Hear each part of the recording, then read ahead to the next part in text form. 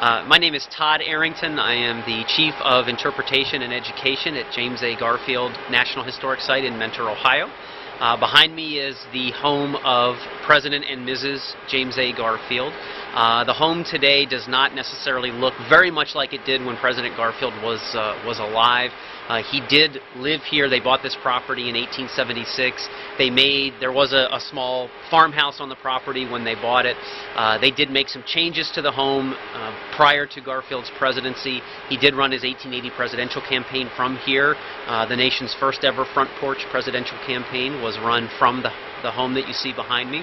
Of course, President Garfield didn't serve as president for very long. He was assassinated after just a few months in office. So Mrs. Garfield came back to this property and lived here off and on for the rest of her life. She made a lot of changes to the home over the time that she was living here because she lived until 1918. She added the Memorial Library wing, which is what you can kind of see on the back of the home here. That was a large library in which she preserved her husband's books, as well as his official papers from his congressional and presidential careers, and this is thought to be the nation's first presidential library. The house has actually been closed to the public now for the last several months.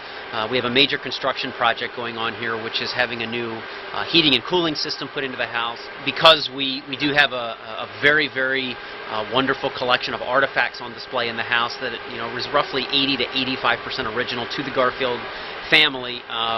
In order to care for those, we decided we needed to pack the whole collection up and store it in a secure location so that no damage was done to the collection during the construction project. If we've done our job properly, then people won't be able to tell that we ever really did anything in the house. It will look the same as it always did.